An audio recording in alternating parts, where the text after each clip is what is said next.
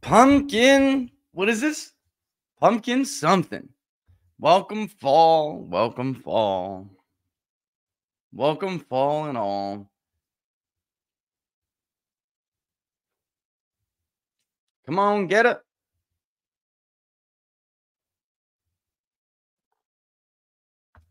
All right, let's roll.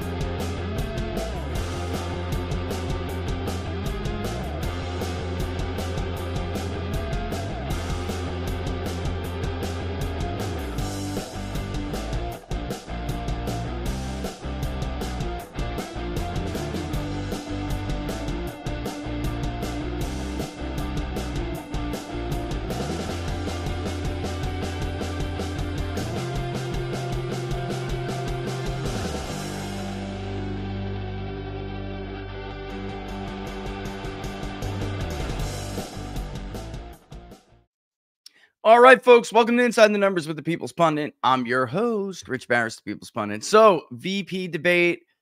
I don't really think it's a question of who won. On the graphic, it's like, who won the VP debate? Come on now. Just come on. Let's not be silly. Don't forget, if you like the videos, don't forget to like them and share them far and wide. Subscribe if you're on YouTube. Mosey on over to Rumble. Like and subscribe there and vice versa. But, of course, the best place to follow me and us and what we're doing is over at peoplespundit.locals.com. peoplespundit.locals.com. Go check out the public polling project. I did Barnes, and I just like ramble for 2.5 hours on Mondays, so I didn't get a chance to really go over it. But this debate was coming up, and you know how I feel about debates, but then people make a big stink about it. So I'm like, all right, we'll poll immediately, or not immediately after the debate, but the debate is Tuesday night. If we do our usual polling, it'll be give it a couple of days to calm down, because a response bias either way is not a good thing. All right. Whether it favors Republicans or favors Democrats, it is not a good thing. And there is every reason in the world to try to avoid it. So that would give us this normal going into the weekend queue, and then we'll pop out with the release Monday. Ballpark, right? Sound good? I think I'm going to be able to release Nevada to you, which is really, really interesting. That Telemundo poll came out. Television or Telemundo, right? Yeah. Telemundo poll came out. I went on Captain Stinchfield last night and spoke about that. I'll be doing Newsmax and then Gorka on the weekend, because, man, it's October 2nd now, and in the past, when we have seen inflated numbers for Republicans with non-whites in the post-Great Recession era, by now, and by Labor Day, you would normally start to see that support recede, and it would go away. And I mean, that's the normal level of support we would expect for a Republican to get. And then the question is, what is their margin among white voters? And that's really the end all be all about who's going to win the election. But in this case, that's not happening. All right. And if it's not happening, we would expect to see it in the battleground states. Nevada is a perfect example. Obviously, Florida, parts of South Texas are tricky because not all Republicans have proven themselves able or adept in winning that vote. Trump has, and he's pretty much in a class of his own. Republicans do okay, but they're not doing Trump levels, right? Hidalgo, Starr, Zapata, right? All along the Rio Grande Valley. They're just not doing what he's doing. Maybe they will this time. We'll see. But those are two states that we generally already have explored, we know about. And if these national numbers were to be true, we would have to see it somewhere else. What about in California, in places like the Central Valley, What about in Arizona, right? On the border of Pinal. We talked about these precincts, or it's not really precinct because you can vote anywhere in Maricopa, but there are certain areas of Maricopa where obviously you're going to vote closer to your residence, right? So if you Trump or any Republican is going to do better with those voters, really have to see it there. And during the primary, we did see it. But the question is, was that going to translate into national numbers? Because if he is doing that well nationally, you would expect him to do better in areas like that in Arizona. And then if he is doing that well in areas of Arizona, like we spoke about, there's no way he's not doing that well in Nevada, in neighboring. So you see my point here? And the fact of the matter is, we are in fact seeing that. Okay. Hot dog. Let's just go over some clips. This is the media's reaction, a little bit of a montage after the debate. Let's roll it. No doubt, in my mind, however Governor Walz did in terms of sincerity, that Vance won this debate. Does Governor Walz have a problem with the truth? No. They were talking at one point, Vance wanted to correct something about how Haitians got into this country. And he was right. And the moderators wouldn't let him correct it. It's very interesting. But at the beginning, the two issues driving the campaign right now are Harris has a big deficit on the economy. Harris has a big deficit on immigration. And Republicans were happy tonight and Democrats a little bit nervous that on those two issues, Vance carried it. J.D. Vance is much more experienced at this, at public speaking, at defending himself, at pivoting. It's the audacity. I agree with you that we're in year 9 and no one knows how to cover the audacity. The audacity is that someone should have said, stop it, stop.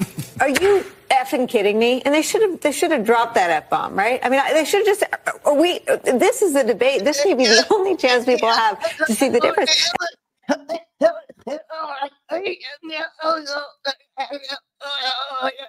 The hell is she doing? Get control of your emotions, woman. God. Why are you on national television? You're totally out of control. It's crazy, right? She's nuts. These people have a mental illness, man. They're unstable. These are not stable people. If you can't do your job, then don't do it. Go find something else to do, or be an opinion pundit, and bill yourself as an opinion pundit. But even with all of those people out there, it's panic. It's panic. And I am one who has long argued, let's not overstate the importance of debates, presidential debates. And certainly let's not overstate the importance of vice presidential debates. But I don't know how many votes will get swayed by this, but I will tell you this. J.D. Vance blew a huge hole in the persona, the fake persona that the media crafted for him. All right? And as Barnes and I have said on What Are the Odds and separately in our own shows and, on TV and whatever else, there is only so much you can do with that fake persona, because eventually people are going to see through it. Hillbilly Elegy is a book. It's out there. Hillbilly Elegy was like top 3 still on Netflix here and there since JD was selected as Trump's VP nominee. People wanted to know more about him. People wanted to go and watch the movie, read the book. I just saw some influencer on social media saying, oh my God, my daughters think JD Vance is hot, right? Common. So does mine. All right. My daughter does as well. She thinks his story is incredible, right? There's almost their entire audience were low information center people. I wouldn't say center. I hate that word, but low information and low paying attention, right? Independents. And then low information Democrats who just believe everything that comes out of a mouth that does. Because anybody else with a brain can actually just look up somebody like J.D. Vance themselves. I mean, he's very, very public. It's more than even a normal nominee. A normal nominee did not have like a #1 movie on Netflix describing his life. A #1 nominee did not have a New York Times bestseller or became a movie like that. I mean, there's only so much you can do with that. And when we first polled J.D. Vance, very first, before the weird smear and all of that, he was positive. Even Marist had the guy positive. All right. JPL Partners had him positive. And this fake persona that they launched in him with this smear killed his numbers for a while. But there were enough people to sit around and say, still, I don't know enough about him. Well, if they really wanted to learn something about him, they would have learned it tonight. Why does it matter? Why does this, I think, have any bearing whatsoever? Because people are going to... The media just lied to the country about Joe Biden being senile for 4 years. And now they're gaslighting people on Kamala Harris and how competent she is. She is not competent. They tried to gaslight Waltz on gaslight about Waltz being this working class blue collar guy with all of this appeal. That's of course total BS. He has zero working class appeal. We went over this. And so it's just one more thing. He comes out looking brilliant. And he was absolutely brilliant. By the way, Ron DeSantis lost the 2028 Republican presidential nomination last night. He lost it.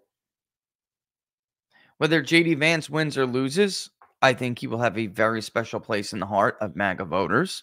They will be the base for the foreseeable future. I hate to burst everybody's bubble because, well, actually, in part, at 1 o'clock, Dr. Steve Turley is going to come on, and we're going to discuss this. But as far as the demographics go, the Vance haters in the Republican Party are literally dying. They're old, man. They're freaking dinosaurs. They're on their way out. I've said it a million times to say it again. MAGA's younger, less white, more dynamic. They will outlast the Rhino class. At least as being the majority. Because the truth is, look, folks, the monarchists, as our founders used to call it, the statists, however you want to label it, they'll always be there. They'll always be there. My once good friend Tom Purcell wrote a book called The Return of the Kings. And his entire thesis, basically piggybacking over Bernard Bailyn's, wouldn't call it the thesis in the ideological origins in the American Revolution, but it was definitely like the premise is that these people believe that there is a never-ending tug between liberty and tyranny, right? And piggybacking off of that, Tom, his thesis was, and he argued, and I think very effectively, they never go away. They never go away. The founders were right, and now they've come back. And we let them back, starting with this era and beyond, which I won't get into, but it's a fantastic book. All right, so there's more. Yes. There's more.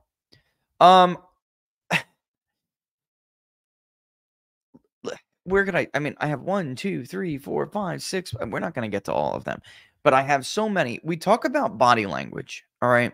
And we talked about it a lot during the debate between Trump and Harris. And Harris's body language was absolutely awful. Waltz's body language, I don't even know. I don't know whether to call it weird, worse. Like the real weird came out, all right? Continuing with what we were saying about why this is a fic, the real weird person came out. Folks, this man said, I am friends with school shooters. And he said it in this dopey, with this stupid look on his face. He looks like a total moron, just lost in the sauce. Like and we'll play the clip later, but Scott Jennings on CNN said, like, this guy walked into the wrong bar last night. The real weird came out last night for sure, but it wasn't J.D. Vance. Here's just a little clip of Vance talking about issues of medical care and stuff like that. Watch Waltz's face. All right, this split screen. Watch Waltz's face. Model that makes choice possible. And I think this is a very important substantive difference between Donald Trump and Kamala Harris's approach. I mean, look, if you look at the federal programs that we have that support paid family leave right now, the Community Development Block Grant, and there's another block grant program that spends a lot of money from the federal government. These programs only go to one kind of child care model. All right, I'm just going to say it. Here to the left, you have a handsome guy with, as my daughter says, dreamy eyes. All right. Over there, looking and sounding intelligent, staring seriously into the camera and having a conversation with the American public. And to the right, you have, I don't know, Frumpy? What? Laura, what are the names of the Snow White dwarfs? 7 dwarfs. Dopey? I don't know. Like, I don't know what to call this guy. But he reminds me, look at Tim Waltz's face. Which dwarf from Snow White? Dopey. Tell me he doesn't look like, he looks like a cross between Dopey and the guy who drives around in the black van with spray painted windows snatching little kids off the street. I'm just going to say it. I said it. I said it. He does. Mr. McGill. Oh my God. He's a cross between the guy from Black Phone. All right. That pedo dude from Black Phone. All right. Dopey from the 7 Dwarves and Mr. Magoo. And it's in contrast. And by the way, I mean, look, Vance was incredibly disciplined last night, but I mean, this is a man who ran away from combat and left his men that he was overseeing behind to go do a tour without him. Right next to, and he looks like that I described in those 3 characteristics right there. And then next to this guy who is, you know, JD Vance. All right. I mean, there's just sorry. There's no way to put this. There's no other way to put this. I'm sorry. We are, look, God gifted us reason. And in my belief, he did so that we may know him and that he exists. All right. That's what separates us from the animal kingdom. But we are essentially still members of the animal kingdom. Although we are superior, we are essentially members of the animal kingdom, and these thoughts and these impressions come across us. We are still human beings, and there is a very primal reaction to certain things, and we don't even know what's happening, but there is zero chance. All right, like I was watching the CNN panel last night, and the guy is, look at this dude. He looks like the shooter from Pennsylvania. All right. And they got him up there pretending he's a swing voter. He's got long hair. He hasn't showered in 3 weeks. All right. He's got like more pimples on his face than a 12-year-old little boy, like, or a 15-year-old little boy, whatever. And we're supposed to pretend like, you know, that he's a swing voter or something. And that, you know, JD Vance bringing up January 6th, you know, swayed anybody's votes. Let me just break this down for you. Nobody gives a shit about January 6th. Look at the most important issues. Nobody cares. The top issues are inflation and immigration. Inflation and immigration. He absolutely mollywopped him on the issues, and he mollywopped him on the optics. Who in their right mind, if you just put these 2 men up on the screen, okay, let me explain it to you this way. If you, and then I'll run the rest of the clip, but I want you to keep what I'm about to say in mind when I run the rest of the clip. Let's pretend for a moment, all right? Let's pretend for a moment that you don't know, and Democrats who are listening, I want you to do this, all right, and be honest with yourselves. Be honest with yourselves. Act as if, or pretend as if, you don't know which candidate is running as the nominee of which party. Just listen to the issues and look at the optics, and you tell me who you would rather vote for. Let's say you'd like your church maybe to help you out with childcare. Maybe you live in a rural area or an urban area and you'd like to get together with families in your neighborhood to provide childcare in the way that makes the most sense. You don't get access to any of these federal monies. We want to promote choice in how we deliver family care and how we promote childcare because, look, it is unacceptable. And, of course, Tim and I have been on the campaign trail a lot the past 7 or 8 weeks. And one of the biggest complaints I hear from young families is people who feel like they don't have options, like they're choosing between going to work or taking care for their kids. That is an incredible burden to put on American families. We're the only country that does it. I think we could do a heck of a lot better. Okay. Let's be honest. Be honest. Who would you vote for? I got to tell you, I don't think there's a single person who could seriously look at that and tell me that if they didn't know who was running for which party, that they would rather choose Walz over J.D. Vance. Come on. This is the thing that terrifies the left. Even the smart ones. Like the Barack Obamas, all right? Is he smart? Whether you like him or not, he's a smart man. He's a politically astute man, all right? This is what terrifies people like him and the other smarties about J.D. Vance and Donald Trump and the MAGA movement. That man just went on talking about healthcare and getting into healthcare debt because, he knows what it's like. Is of his grandmother, right? That's who he was talking about, by the way. He knows what it's like with his to be raised by somebody who has an opioid addiction and the scourge of opioid addiction. That just that is just, that's what it is, scourge. And then he's talking about childcare and young families and help for young families. That is not what normal Republicans talk about. It's just not. Come on. Republicans couldn't give a damn about some of these issues. Or I would say the establishment wing. In fact, they contributed to these issues. They took money from Purdue Pharma. They took money from Merck. They took money from all these companies who created these drugs and lied to the FDA, and the FDA lied to the American public about how addictive these drugs were for money. And they all, also, the impact bad policy can have, the crushing impact that bad policy can have on a young working family. All right. This is just not the stuff of establishment Republicanism. And MAGA is different. It's just different. It's talking like a 1990s Democrat. That's what MAGA sounds like. Like a combination between a Reagan Republican and a 90s Democrat. It's got the potential to build the biggest coalition we have seen in American politics in a very long time. And when Trump is gone and someone's able to succeed in that, who doesn't have the baggage that Trump has, and I'm not saying it's fair. I'm not, because it's not fair. The media and the entertainment industry absolutely loved Donald Trump.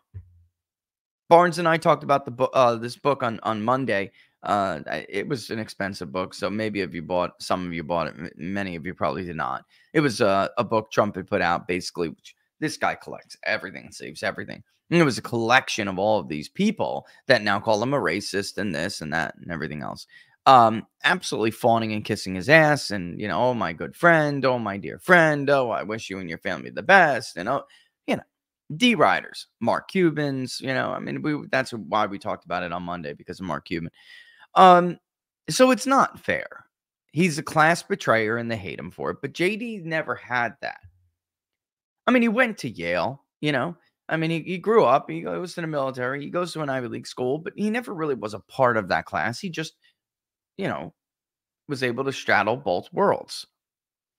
And that kind of person absolutely terrifies them. That's like their worst nightmare. A MAGA guy or woman who can straddle both worlds And JD Vance going to do that. Speaking of which, real quick before we move on to the other clip, I want to play a clip and ask you whether or not this at all sounds familiar.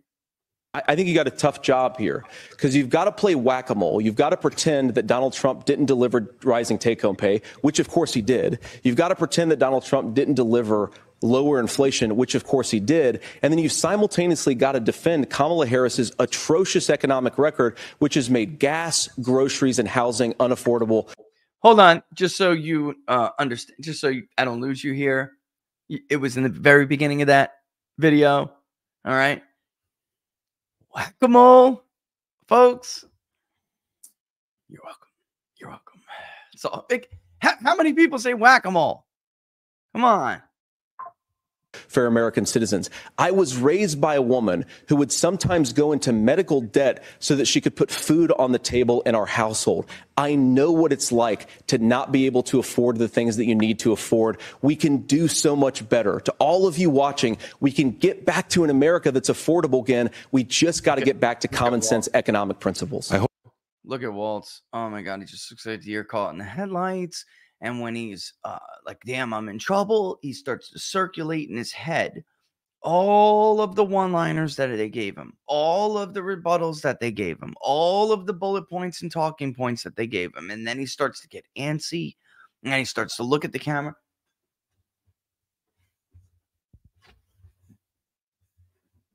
Like he's waiting, he's like loading up. And oh, I remember what I'm supposed to say now. I mean, what the hell, man? Am I doing a good enough job here, guys? Come on, chat. Tell me. Am I doing a good enough job? Like, I'm not trying to make an impersonation of the guy or mock the guy. Kind of. But I'm just trying to show you what I'm talking about. And it's his brain is working. And he's realizing, oh, shit, that sounded really good. What was I supposed to say? What was I supposed to say? I got it. Is it my turn? Is it my turn? Like, that's what he's doing in his brain. That's like mentally what's going on in his head. And it looks totally ridiculous. And then when he goes to lay those answers out, they sound so canned and so ridiculous because, of course, what he's remembering to say may be topic related, but it's not exactly a rebuttal to what he said, to what Vance had said. So it just comes across sounding like a canned response. It was, with the exception of Joe Biden, it was the worst debate performance that I have seen in a while. The worst debate performance that I have seen in a while. My God. I mean, we got so much more that we have to do here. We have just, I don't know how many more clips we'll be able to get to, but holy moly. Holy moly. Wowzer. All right, so with that in mind, what do we do here? Because we're gonna have the boss man on here soon, and I have 1, 2, 3 more things that I honestly wanted to point out and show and share with you. Gosh, that's tough. You know what? One, I'll just make part of the commercial break that we normally take. You know what? Let's take one now, and then we'll come back. We'll do the reads because I'm gonna ramble and roll right into the interview, and I don't want to keep him waiting with an ad interview. I mean an ad read before he gets on. Also, let me just point out there are some new polls that have come out. Do you remember, what are we now? October 2nd. Okay, so maybe we're talking about a week, maybe 2 weeks that this prediction had lagged. But only because some public polling took that. What the hell was that? Some public polling took longer to come around than the other public polling. So I think personally that it had been the case for a while, and the rest of them are just catching up now. It is October 2nd, and the prediction by people like Mark Halpern and myself has now come true with these new polls. It's very clear. The Rust Belt is going to be where the election is decided. It appears Trump has a lead there. He has led or tied in every poll in the last month except for one. The internal polls, which critics said I didn't have access to, were now just obviously people had just blurted them out because they know it's bad in Pennsylvania. So her path is really beginning to narrow because, as Mark Halpern and others had suggested, the Sun Belt is looking very bad for her. North Carolina is a very, very difficult state to poll. We got into this a little bit on Monday. There's no reason to go over it. You guys, we've done it a million times. Anyone can do it. Public polling is available, especially in presidential cycles and in senatorial races. The polling actually, that's not the governor's races have been terrible too.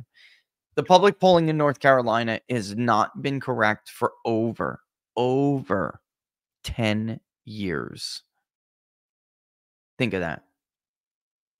So when you see the Harris +1s and the Harris +2s and whatever else, you really have to take it with a grain.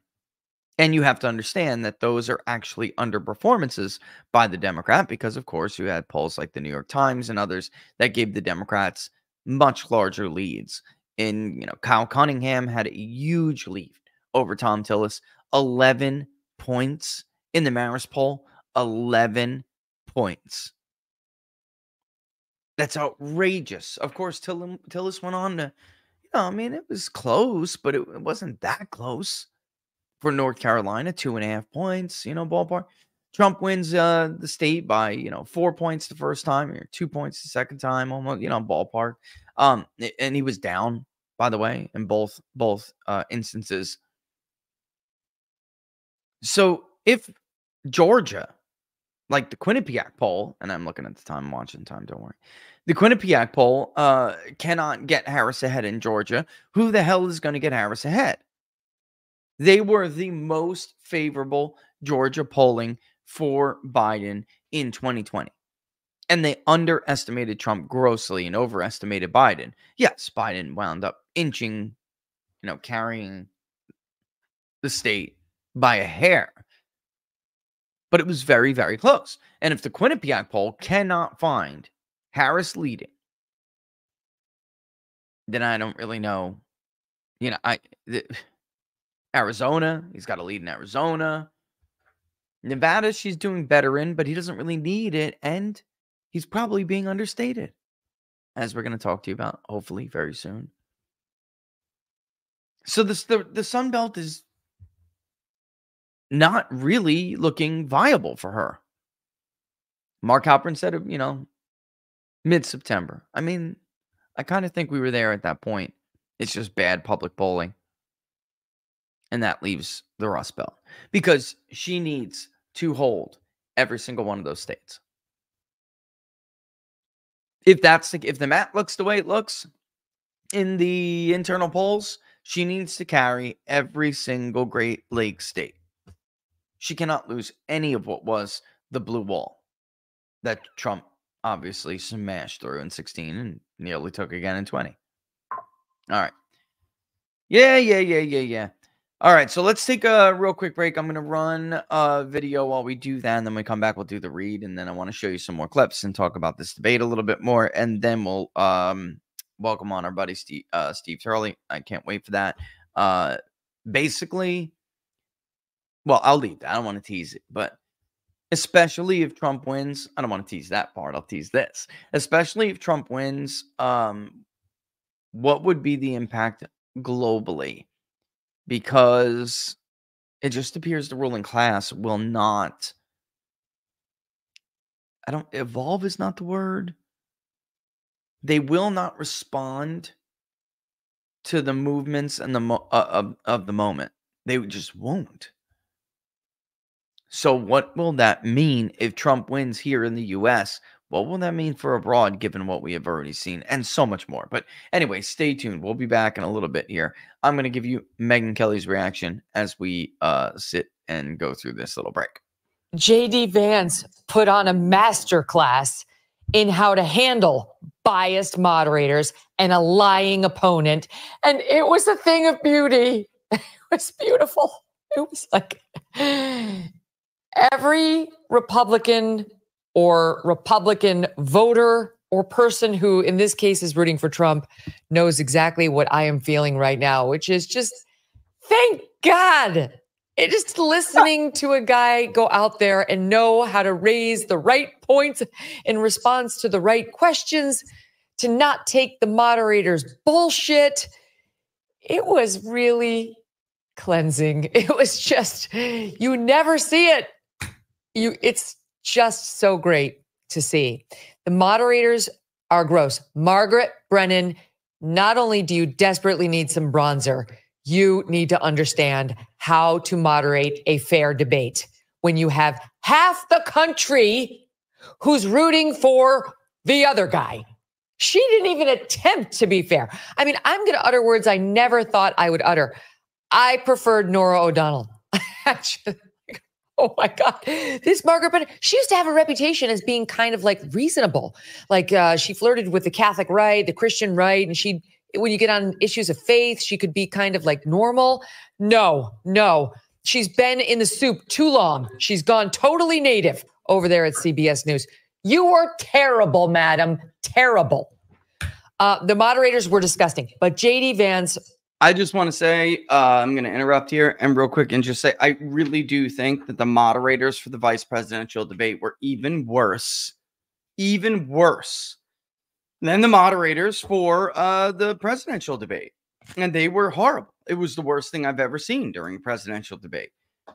But I really do think that these were worse. Hey, Governor, would you like to respond to that, Governor? Would you like to correct that, Governor? Like, what? I don't understand why Republicans even do these things anymore. I don't. Really don't. Look at Megan. Was a vision.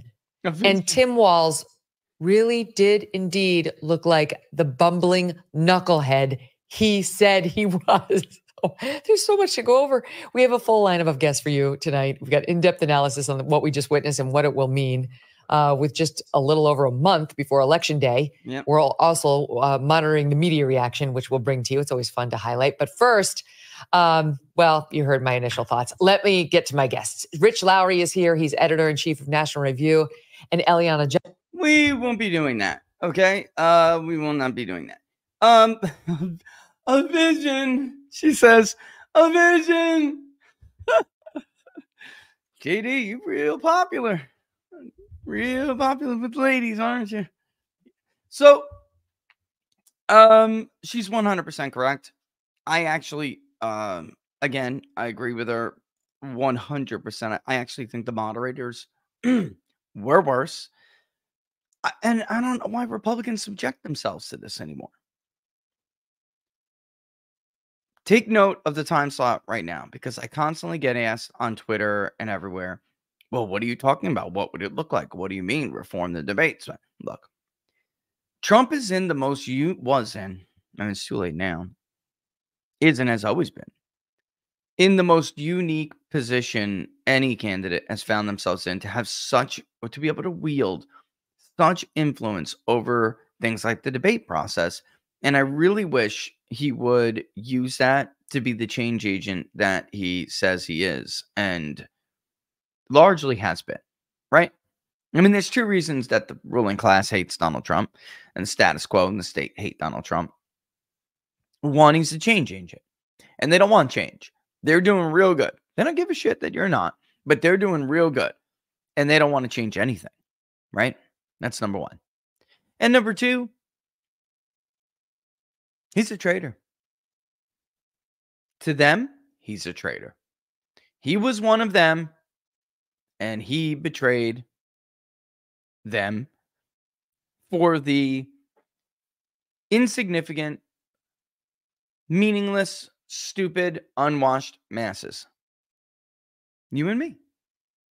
That's what they dislike the most about Donald Trump. Two reasons in a nutshell. Period. So he's been largely a change agent. I just wish he would go all out and use that. This debate process hasn't served the American public in many, many, many, many years.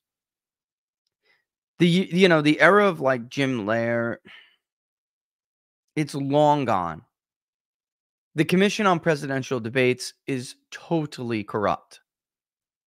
Totally corrupt. Media gets money from big everything, big pharma included. How many commercials did you hear during the debate? Who sponsored the debate? That's who is paying for the debate. And it serves nobody but the state and their benefactors in big private industry. Big, and that's the key word. It's a very fascist-like system by the economic definition of fascist. It's a very fascist-like system because, of course, the media is controlled by those people. And I just don't, I don't think it does not serve the voter at all. It is nothing but a cesspool of misinformation masquerading as, you know, the credible authority on these issues and everything that's going on in the world. And that makes it all the more, all the more worse, all the more dangerous, all the more hurtful, because it still has this air of credibility about it that it doesn't deserve. I would suggest scrapping this crap altogether. We allow maybe like a Ryan Seacrest-like moderator, if you want to call it that. And it wouldn't even be that. It would simply be more like a host, right? You know what I mean by Ryan Seacrest? Remember American Idol? He didn't really interfere with the show, right? He didn't interfere with the show. He didn't tell, the singers what songs to sing, right? They were out there to earn votes and win the damn thing. That's it. And then you have, well, who's going to ask the questions? Each campaign should be able to choose based on, I mean, this is so good, because if they're wrong about who the persuadable voter is, then they're just wrong. And that's on them. But they choose almost like a Lincoln Douglas town hall style, with the audience being the question askers. Obviously, right? It's Lincoln Douglas. And just one kind of moderator just to move the thing along, not to interject, not to fact check, just to move it along and let the voters talk to the candidates and let the candidates talk to the voters. And media, shut the up. By the way, they were wrong about two major things. One was the immigration thing, dealing with the Haitian immigrants. And the other, of course, was the abortion answer. Tim Walz was, I can't remember his name. The dude who's on CNN, the Republican voice surrogate on CNN. He was, in fact, right about that. When JD brought it up, he was, in fact, right about it. Oh, right. I have one of them. Oh, that's it. Right there he is. Scott Jennings. I have a clip from him right here. Speaking of which, let's just get into one more media reaction. And then I think, again, it's the defeat was so bad. And I forgot, I have a clip on immigration I want to play. The defeat was so bad because it neutered the abortion issue like Trump did. And he won not just on substance. Like Trump won on substance, but he lost on style. He did. She goaded him into doing exactly what she wanted him to do and expected him to do, because Trump just telegraphs the shit out of his quirks. How to get under Trump's skin 101, and he falls for it every time. Well, not every time, but he falls for it 90% of the time. But Vance didn't. So Vance wins on style too. All right. Let's play this clip from Today. I always want to say USA Today. Today. He's getting texts from Democrats, panicked, quite frankly, who are saying, wow, he's really moderating himself on a lot of these issues. He's the most likable he has ever been. Well, yeah, because the persona that the media created to make him unlikable is fake. It's totally fake. It's not real. I know JD. He's none of those. The shit they brought up about him, whether you agree with him or not on policy, I'm sorry, but it's just not true. Everybody would like this dude. Even if you weren't a Republican. If you hung out with him at a barbecue, if he was your neighbor and you went to a barbecue and, you know, you guys were neighbors and just hanging out, you would love him. If you were dropping off your kid for some extracurricular activity and, you know, you met him there, you know, and you see him there week after week because, you know, your kids go to the same thing or whatever, you would love this guy. As in my case, if you go to get a burger and it's a bunch of dudes just sitting around waiting to eat a burger and you start shooting the shit, not even necessarily about politics, just about anything, and then, of course, gets into politics, you would like him. He is a very nice, very cool dude. It's like Democrats are panicking because they couldn't control this here. Oh my God, don't let the country see the real JD Vance. We created this fiction about JD using these snippets and these clips. Hey, you wanted it. You know, you wanted it. You asked for it. What did you think was going to happen when you trotted out Mr. Magoo, the pedophile dwarf from Snow White's kingdom, to go screen side by side against JD Vance for an hour?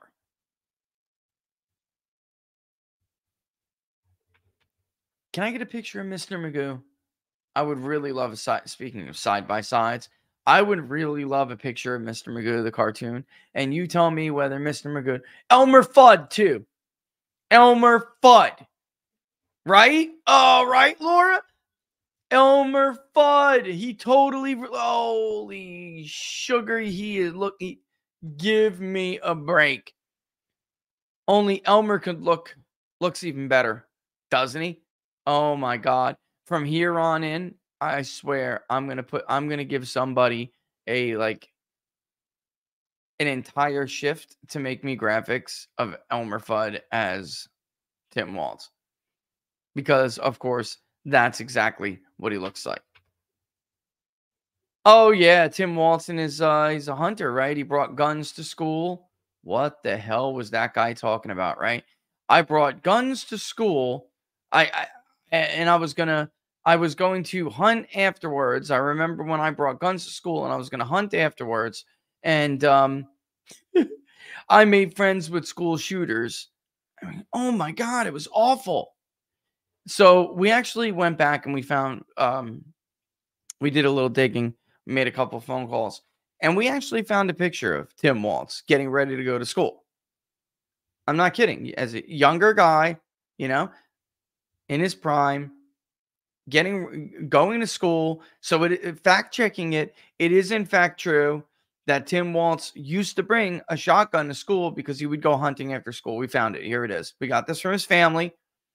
There he is, posing outside the house. Bye, Tim. Have a great day at school. I will, Mom. I'm going to bring us back some pheasant. Oh my God. These people are totally unbelievable. They are totally unreal. Does anyone really believe that Tim Walz used to put a shotgun in his freaking locker in high school to go hunt friggin' quail or birds or pheasant or whatever after friggin' school? Give me a break. Give me a break. Anyway, that one went in the yearbook, okay? Oh my God. Holy Lord. There's also this moment in the debate last night, though. He doesn't look like that anymore. There was this moment in the debate last night where he was objecting to what JD Vance was saying, and there it is. I mean, get out of here. I brought a shotgun to school when I was man. There were times I was just literally sitting there with my mouth down, my jaw dropped. Like, is this for real? Here we go again. I brought a gun to school to hunt, just like you carried weapons of war in war. Come on, bro. The media is the most dangerous entity in this society. It's their job. It's their job to make sure clowns never people who lie like that. No wonder his own family is saying you don't want this guy anywhere near the White House making decisions. You sure he wasn't friends with school shooters? I mean, Jesus, give me a break for the love of God. What time is it? 12:50. Here's Scott Jennings fact-checking the abortion thing on CNN. That's what I wanted to tell you about. How could... I just don't know why Republicans do this. How they could subject themselves to this. And then they have to go in the spin room after the debate each and every time and argue that the moderators are lying. I mean, so why would you even do it? But anyway, I think he did a very good job here. Outclassed. Oh, wait. That's wrong. This is just his reaction to it. The actual overall debate. I'll get the other one after. But yeah, this is good too. I didn't think this one was gonna make the cut, but I might as well play it. Clear Vance outclassed Walz tonight. I mean, I was watching this and all I could think of was, man, Walz is so in over his head. I mean, can you imagine this guy sitting in the White House Situation Room with that facial expression that's like 50% sheer terror and 50% extreme bafflement? I mean, it was amazing, the split screen difference between a competent Vance and a totally in over his head Walz. The answer on why he lied about his trips to China and the Tiananmen Square thing was probably the worst VP debate meltdown since Stockdale in '92. You know, who am I and why am I here? It was 2.5 minutes of absolutely terrible. For Vance, night of redemption. All the political media has told us that Vance was a terrible pick and Walz was going to bring in all these voters. That charade is now over. Walz does not belong at this level of American politics. Vance does. Final verdict, Tim Walz wandered into the wrong bar tonight. Oh, shit. Tim Walz wandered into the wrong bar tonight. But listen, I mean, you got to, before we move on to the other clip that I was going to show you, this, what he just said actually is important. You know, we just brought that up before. This creation, this media creation of him was dispelled, of Vance was dispelled. And, you know, what the American public got, what the voters got, was something very different than what they heard. And there were all of these rhinos. By the way, Kellyanne Conway is the one who led the smear, along with her fat, disgusting, gross husband, George Conway, against J.D. Vance. They're the ones who are doing the leaking. She has always been a leaker. Kellyanne Conway has always been a leaker. She leaked when she was in the White House repeatedly. Her team was the source, so was Mike Pence, of many, many leaks. In fact, she's in the Pence camp. All right, was definitely more pro-Pence than pro-Trump. You know, I don't know what to say about that.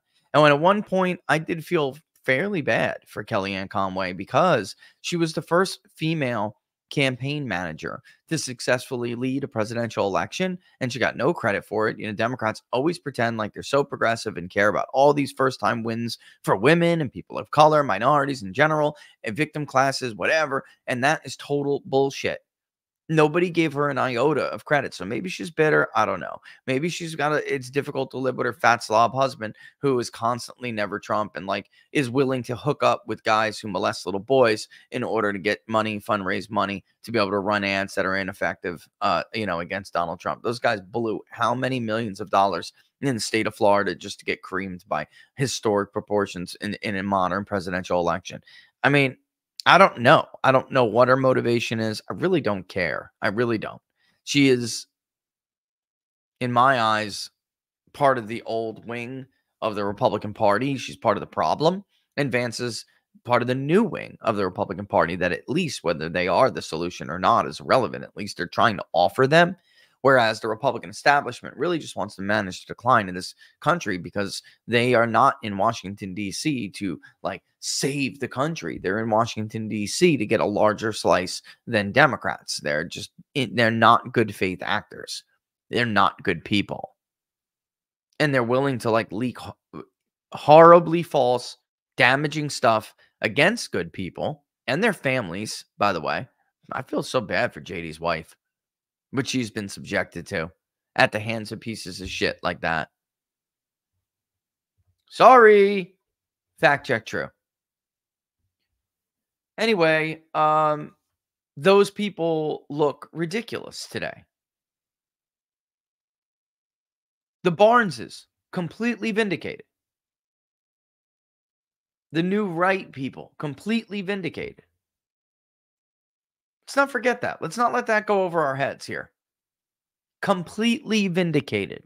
Not a little bit. Not a question. Vindicated. 100% against a bunch of people who said this is the worst pick ever. Blah, blah, blah, blah, blah. It's going to cost him this state. It's going to cost him that state. If you did not engage in the smear and, in fact, help lead it and participate it like Kellyanne did, then J.D. Vance wouldn't have been subjected to that. But because Republicans are constantly lining up for the circular firing squad, he was subjected and his family was subjected to just these horrible attacks. It's just lies. Lies. And who would Kellyanne have picked? Mike Pence? A Paul Ryan? Come on. And sadly, a lot of those people got their hooks, their little meat hooks into Ron DeSantis, and they torpedoed his campaign. They destroyed his campaign. Same wing of the party. They destroyed his political future. He's done, man. I mean, look, 4 years is a long time, but he's done. As far as being a national political figure who can win an electoral college. Matt, he can't. He killed himself on the advice of Jeff Rowe to run to the right of Donald Trump to try to win Ohio. Killed himself. So unless the country turns massively more pro-life, like purist, he will not be able to win the national election. End of story. All right. This is the clip I was talking about. All right. Hold on one second. Let me make sure I'm right here. Give him credit for solicitude. Look, the policies, maybe not. I just had this thing in Minnesota. There were 8 deaths among infants who survived abortion attempts during Tim Walz's tenure as governor. This is a fact check moment. All right. The media tried again to fact check Vance in real time over this issue. Scott Jennings later on after the debate, obviously the CNN panel comes up, and I mean, this was essentially a 1, 2, 3, 4, 5v1, and he handled himself magnificently. It happened. They don't want to talk about the fact that it happened, but there were children. What's the source? First of all, let me ask you a question. Since you've deeply researched this, what were the condition of these? Of these babies when they were born? What was the participation of the family? They tried to abort the babies, and they survived the abortion, and then they died. And you think that families casually tossed them aside? No, I think. Tell me what relevant. Could they have survived? And was it a case of families not wanting children to suffer when they were told that they are doomed? Yes. Yeah. That is the reality of the case. That seems important to me. Here's what I will say. Keep talking about that, because when you all talk about abortion like this, it is when women and that gender gap continues to divide, not in your favor. Because wrong. Actually, nobody in this industry, not on the right, not on the left, nobody in this industry has polled this issue in depth as me. Nobody. The most pro-choice voter on the earth in this country, forget about on this earth, is the left-wing male. A left-wing male. When you start to talk about these types of abortions and these instances, women who identify as pro-choice start to run for the hills. That is not true. Liberal men are the most pro-choice group in this country. When we go down the list, okay, are you pro-life? Are you pro-choice? And we get each designation. And then we start running down the list. Let's talk about some specific abortion policies and whether or not you support or oppose abortion being permissible during the following stages and during the following scenarios. Even when the doctors are telling families and mothers, There may be something wrong with this child. By that time in the pregnancy, they do not support abortion being legal beyond, like, I mean, in large chunks. Pro-choice, you start to lose about a quarter of pro-choice voters when you tell them that there is a fetal heartbeat present in the womb. When it's 20 to 25 weeks, and doctors argue that the baby can feel pain, you begin to lose about a third, a little bit more, of pro-choice voters, and they are lopsided women. When you get to late-term abortion, even if there are risks to the pregnancy, when you get to late-term abortion, you begin to lose a majority of pro-choice designated voters. Again, lopsided toward women. The only voter, the largest voter profile that sits there the entire time you're rattling off of these different scenarios and just says, yes, it should be legal. Yes, it should be legal. Yes, it should be legal, are liberal men. Take it for what you will. Maybe they just want to go out and party and do what they want to do, and they don't care about the repercussions the next morning. Who knows? Maybe they're just beta boys who really believe the media narrative. Oh, just, let me just leave it up to the woman. Who knows? They are the most pro-choice. They act like this is like the most damning issue for women. And the truth is, when you're talking about it the way Scott is, when you're talking about it the way JD is, when you're talking about it the way the former president is, it's a totally different dynamic at that point. 1 o'clock. I got to hurry up. Women, it is disrespectful to pretend like women are making choices about abortion. That is the intent, to just let a baby die at night. Okay, stop. And I'm going to end it there. Disrespectful. We have abortion surveillance statistics from most states. Unfortunately, not from big blue ones, because they don't want to know, they don't want you to know how many babies they kill every year. But the fact of the matter is, we have them at the CDC. White women kill babies because of, I don't want my body to go. I want to go to college. I don't want my breasts to sag. Black women specifically abort babies because of economic reasons and because they don't have the family support to help them. Hispanic women barely abort babies, and Asian women abort babies at even a lesser rate. It's almost non-existent. It's such a small percentage. White women give the reasons that I told you before, and they are not medical reasons by majority. Sadly, they are not. They do it out of convenience. It's plan B part 2 for many of them. That's the reality. They don't cite economic reasons. They cite, you know what? I shouldn't have slept with that dude on Saturday, but I still want to go to college, so get rid of this thing. That's the truth. Sorry, that's the reality. I don't want to ruin this body in my 20s. I don't want to ruin these curves. Give me that shit. Anyway, let's have a little quick break. Freedom Gold. We got to bring on our guest. Look, folks, with everything that's going on in the world right now, it is no wonder that people are looking for a place to protect their assets. If you have ever thought about investing in gold or silver, or maybe you just want to diversify your portfolio, Freedom Gold USA is the place to go.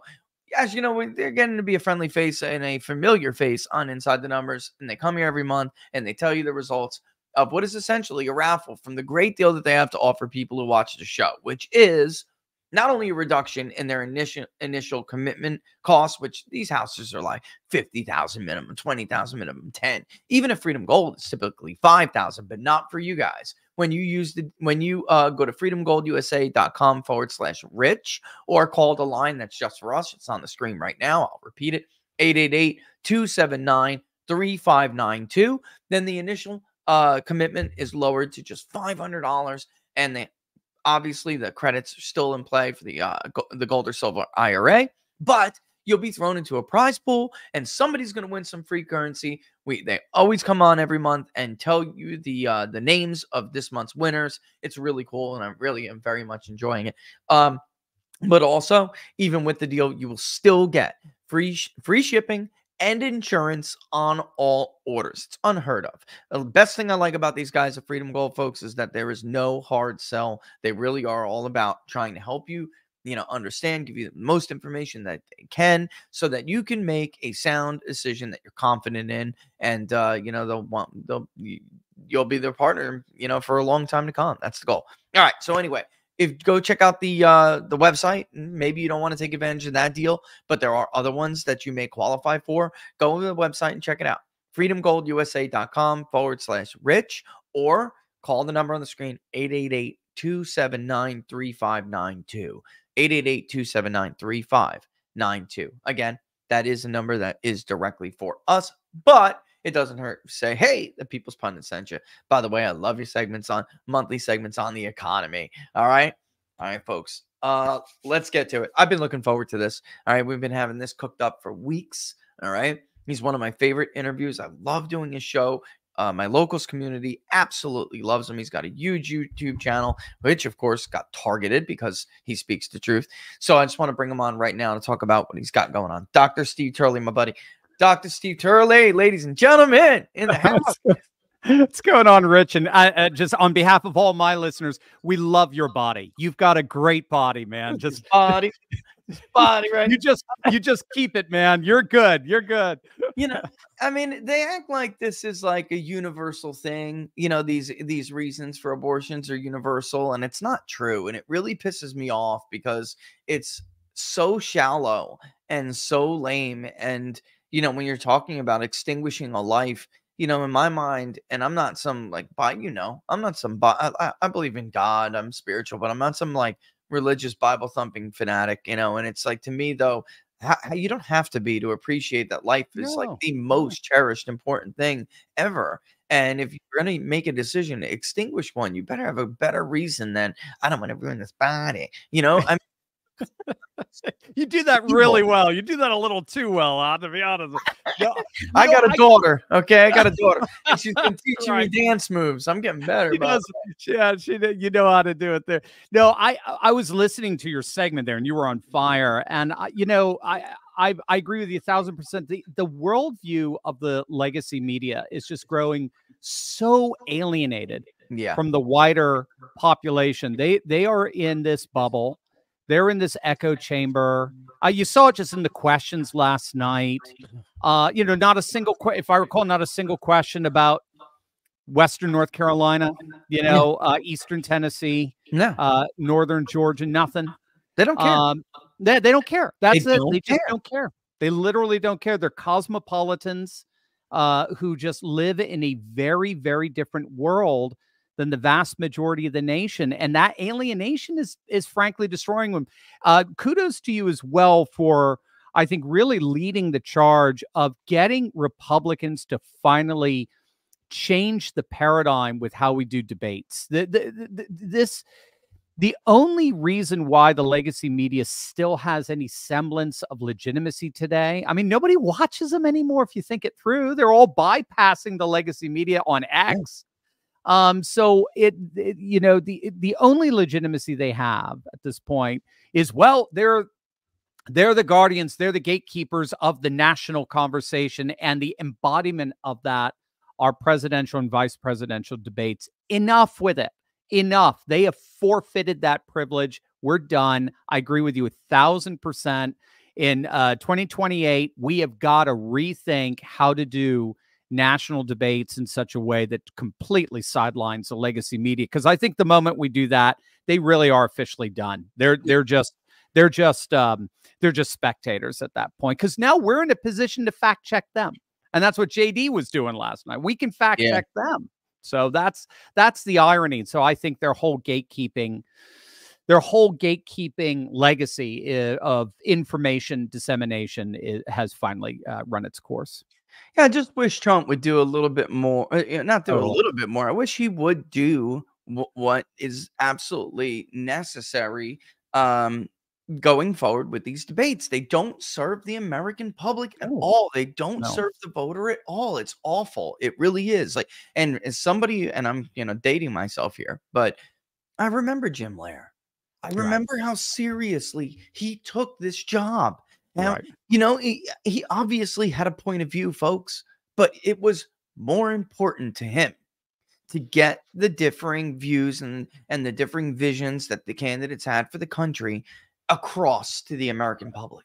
That was like a sacred role to him. And these people are just clowns, and they're dangerous, and they're not serious. They have a credit. They still have it. This like shredder, this modicum of credibility that they do not deserve.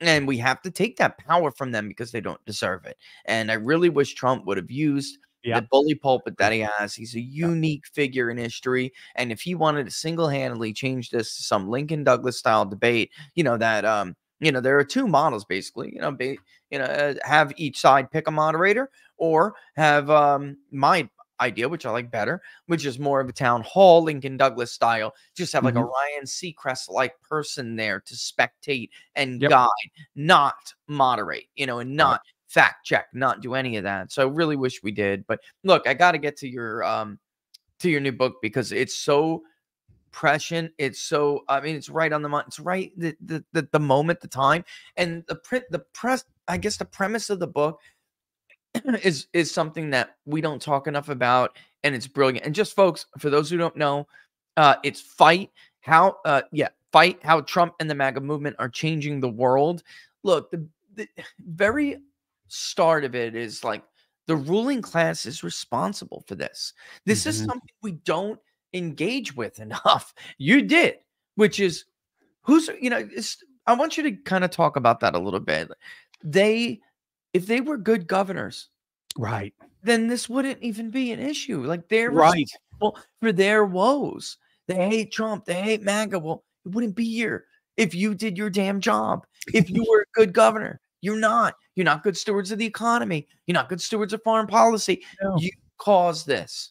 I'd like you to talk about that a little bit, and the book itself. Oh, thanks for that, Rich. You said it perfectly there. So, if we go back a couple of centuries, scholars would argue that classical liberalism is rooted in two fundamental tenets: an emphasis on reason over and against religion in the public square, in public policy and the like, and a restraint on executive power so as to maximize individual freedom. So a classically liberal society was supposed to be reasonable, and it was supposed to be free. Great as far as it goes, right? And those, by the way, knock sparks off each other. Mary Poovey did a very interesting study on the history of the fact. We do a lot of fact checking, right? Well, she actually looks at when we started using this term fact, when we started saying things like, well, statistics say, when you read the ancient literature like Augustine or Aquinas, they never say, well, statistics say. We started doing that in the 19th century with the advent of liberal democracies, because the idea was that because the wider population can know objective reality in the same way as any one of their leaders through the use of reason and evidence and so forth, then whenever the leaders institute policy, they're going to have to defend that by appealing to that common sense. They can't appeal to some special knowledge that they have by virtue of their ordination as a prince or a bishop. They have to appeal to a common sense, a common knowledge that we all have access to. So ironically, reason was an important dimension in the balance of power in a classically liberal society. No one has undermined those two tenets more than so-called liberals, self-professed liberals. Yeah. And we Jordan Peterson talks about it. We see it in the 1960s in our universities, where we have the advent of what's called postmodernity, and postmodernism basically called into the question the whole legitimacy of reason. They actually start to argue that scientific rationality actually is filled with bias. It's filled with subjectivity. There is no way of understanding the world that totally bypasses your own preconceptions and your own biases. So the psychiatry department said there was an infinite amount of ways of being able to perceive reality. The literary department said there's an infinite amount of ways of legitimately interpreting a text. Sociology and cultural anthropology were telling us that knowledge itself was a social and cultural construct. Yeah. You know, so they undermine, for whatever, again, whatever may be right or wrong about the analysis, they totally undermine the first premise. And then the second tenet, this is where Patrick Deneen's thesis comes in, why liberalism failed.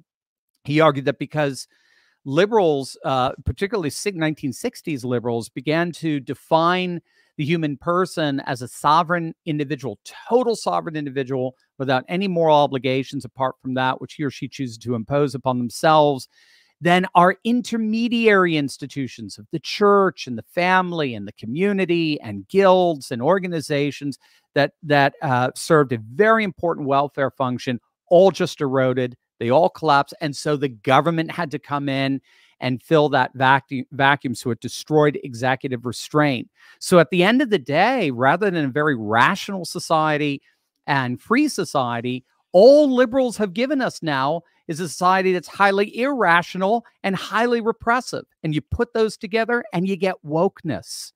And so when all is said and done, isn't that neat? So when all is said and done, the MAGA movement is all about making America great again. It wants to go back to a time where we were reasonable and rational. We're seeing that with, with Russell Brand, and we're seeing with Jordan Peterson and Brett Weinstein. We just want to be reasonable and rational again. Elon Musk, and we want to be free so as to allow faith, family, and freedom to flourish. And that's all MAGA ultimately is. So when all is said and done, MAGA really is a mirror of liberals' own failings.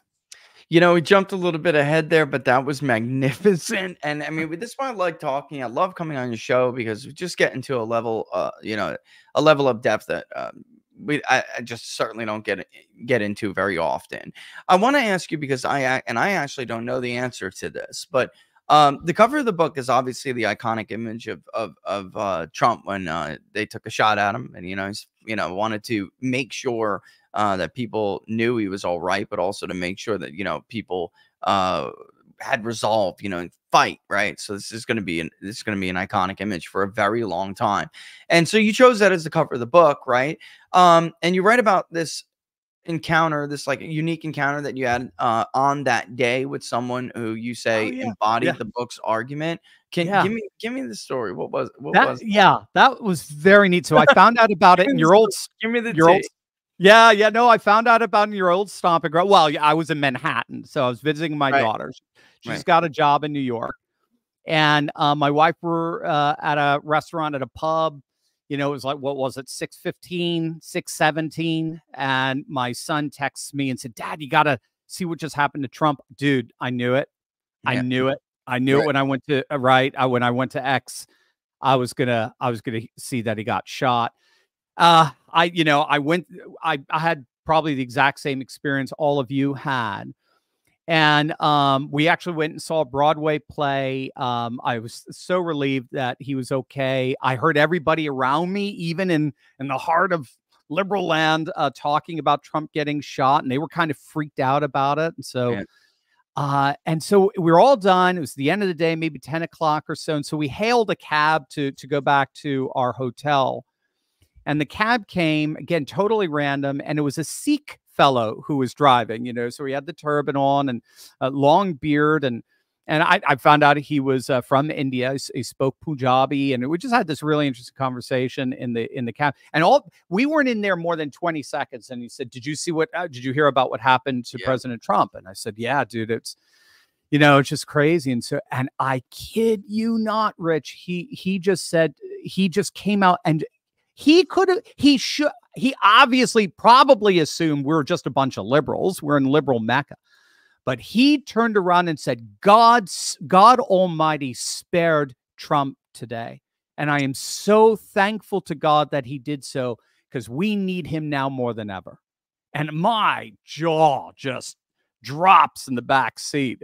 There's two things I remember from that ride. My wife and I keep remarking on it because remember, it was July 13th. I remember this wonderful conversation, and I remember the cab was so hot. I was drenched. I was dripping in sweat. I was like, dude, do you even believe in air conditioning? I could care less. He was the breath of fresh air. We had a 20-minute conversation about the rise of nationalist populism in India and with his family, and how they all love Trump, and how he sees Trump as representing a distinctly American form of something that's happening in the world, where we're all rejecting liberal globalism and we're turning back to nation, culture, custom, tradition. He's the only one that can do it for America, and I thank God that he spared him. And I can't, and he said, I've been here 20 years. I'm a citizen. I love it here. I can't believe we have all these people running to the front of the line. My wife is also an immigrant. She gets extremely upset whenever you talk about illegal immigration, right? Because of all the work we had to do. And when we ended the conversation, where we got out, he walked out with us and opened the door. I gave him a real big tip, and I said, dude, you're wonderful, and thank you so much for that. I mean, I was literally in tears. It just, of all the cab rides home, God gave me that one, and it really embodied just the essence of the book. Trump really represents a whole worldwide movement that's changing. And again, one of the reasons why I love chatting with you is because you've been so much on the forefront of one of the centerpieces of this political realignment, particularly the realignment of the working class. And we're just seeing that everywhere, seeing on both sides of the Atlantic. And here I am, I'm hanging out with a guy who basically embodies that from the Punjabi region of India. It was a blast. You know, it's funny you say that. I really do find when I'm traveling, whether it's New York and even DC, I find the cab drivers and the Uber drivers are like the most down-to-earth people in the entire town, in the entire city. They really are, you know. And when I went to DC last, not long ago, I had to go and do somebody's show, and I was going to Tim Pool, and I was going to have lunch with somebody in DC while it's kind of close, so I swing over there, and it's always that way. I feel like I ran into this, and it's Pakistan and India don't really get along, but it's Pakistani Uber driver, and he's like, no way, Donald Trump's going to lose Virginia. He's like, everyone, my family, everyone here, right? And because I'm telling him, you know, what I do, and we're chatting and having conversation. I'm like, Virginia's kind of blue. It's a tough state, you know. It's a tough state for a Republican. He's like, I don't care. We all make the city run. And we're all going to vote for Donald Trump, you know. And I'm thinking to myself, all right, you know, but now look at Virginia and some of these polls, Steve, and these first-time voter numbers are huge. The no-prop votes, man. I know they're incredible. Bad news for Kamala Harris. That is, the bigger those numbers are, the worse night it's going to be for her. You know, you dipped into it a little bit. I want to like shift here a little bit, get back to the book. It's just filled with such great stuff. And you've argued in the book, but you've argued for a while that we're living in this like post-liberal age. Can you break down for people watching like what that means, and then what its relationship is to what you know, people call neo-feudalism? You know, what scholars call neo-feudalism, basically. Yeah, no, that's, I mean, I think that's really key. The idea that we live in a liberal, democratic, you know, age where you know, happy-go-lucky, let's go support Ukraine. We all know that's just nonsense. That's gone, and that's been gone actually for a while. I think it was Sam Huntington who was originally arguing it back in early 90s. Over and against Frank Fukuyama's, you know, end of history thesis, where he thought liberal democracy was the wave of the future and all that. Boy, talk about somebody who was way off there. No, he was arguing that we were. This is Sam Huntington. He was arguing that we were entering the age of identity and moving out of an age of ideology. So liberal society is rooted in a very strong ideological commitment to, you know, a particular kind of principles, but those principles sort of took on geopolitical significance in the mid 20th century with the Cold War. And so really the entire world was divided up in between Are you on the side of Western liberalism, or are you on the side of Soviet communism? And choose this day which side you belong in. We're willing to fight all these containment wars and so forth, and in order to prevent a domino theory from having all this kind of stuff. In 1991, when the Soviet Union collapses, Frank Fukuyama thought, okay, well, Western liberalism won. And what was so interesting, and I think just very far seeing, is that Sam Huntington said, no, that's not what just happened. What happened is that ideology lost. Yeah. And we saw fascist ideology implode. We saw Soviet ideology implode. And it's just a matter of time before we're going to see Western liberal ideology implode as well. And so don't be surprised to see more and more populations returning to nation culture, custom, and tradition as their base of life. And so he believed that the conflicts of the 21st century, not that we're necessarily going to have them. So when you hear of clash of civilizations, he's not predicting we're going to clash. He's predicting that whatever clashes we have, they're going to be civilizational. They're not going to be ideological anymore. They're going to be so very much what we saw happening in Yugoslavia in the 1990s. And I think it's exactly what we've seen playing out, particularly in the Middle East or with Ukraine and so on.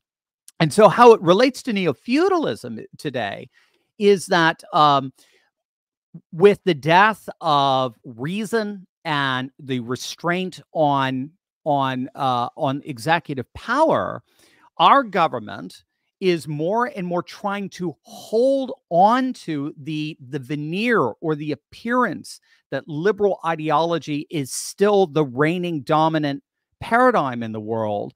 But because of these just very natural organic processes that are just returning politics to the local, returning it to the identity of region and religion and race and so forth, they're trying to hold on to it. And so what they're trying to hold on to this appearance of liberal ideology. So what they've basically done is they have deputized corporations to be able to suppress any kind of dissent from the political power coming from above. And they use these corporations to suppress us precisely because the corporations are able to get around, they're able to bypass the constitutional restraints that are normally on our government institutions. So we saw, thanks to the Twitter files, that we saw all these national security agencies, but particularly the FBI, ending up aligning with social media platforms, particularly Twitter. So much so, there were so many former FBI employees on Twitter. They had their own, Slack channel and their own onboarding process. It's a technique known as sheep dipping, where they're supposedly they've been discharged from their agency, but in point of fact, they're just working undercover. And then we have guys like Jim Baker, this not James Baker, the former Secretary of State, this other guy, same name, who was working with the FBI, who was responsible for this whole, partly at least, for this whole Russian collusion nonsense investigation. He was one of the ones who shut down the Hunter Biden laptop revelation in October of 2020 and locked the New York Post out of their account. He was working at Twitter. So what we're finding that a tremendous amount of power and wealth are coming to the hands of billionaires and bureaucrats who are joining forces, and then they're imposing their will on the wider population, largely through a new kind of religious fundamentalism, like the medieval feudalism of old, but now it's in the form of wokeness. And the key element of wokeness, or any fundamentalism for that matter, is you're not allowed to dissent. So in the name of trying to hold on to a dying ideology, namely liberalism, trying to hold on to the veneer that they are still the representatives, the DCs, the adults in DC, the demons in Davos, the bullies of Brussels, that the end of history has finally come. They're the true leaders of a new world of progressivism and so on and so forth. In the name of holding on to that veneer, what they have done is they have created a society that's much more akin to the feudalism of the Middle Ages that ironically liberalism was supposed to rescue us from. Yeah. It's a caste system structure that a rational and free society was supposed to rescue us from. But in the name of trying to hold on to this veneer of liberalism, they have reinstituted a class like, or a caste like hierarchy with an aristocracy at the top made up of billionaires and bureaucrats who then impose their way on the rest of us through a new kind of religious fundamentalism known as wokeness. And all it is doing in the end is doing exactly what the original feudalism did, and it's awakening a new Reformation, a new populist backlash. The old Reformation, or the old feudalism fell with the Protestant Reformation. This new feudalism is falling with the populist revolt. It's the biggest political irony perhaps ever in the history of human civilization, because they become the thing they once or allegedly were trying to guard against. And that relationship, because it ends with this weird form of feudalism, but that relationship between the state and corporations is actually fascist in nature. Exactly. Yes. It's like and then it ends with a feudal order. And it's just think about, folks, put that in perspective. It blows your mind. It's the biggest political irony in the history of Western civilization, but at least, but it also leads people, like especially normies, to be sitting around like watching it all, watching wokeness. And I hear this from the normies all the time when I'm polling. It's almost a state of confusion. Trump gets indicted. This one gets banned for speaking their views. This one gets deplatformed.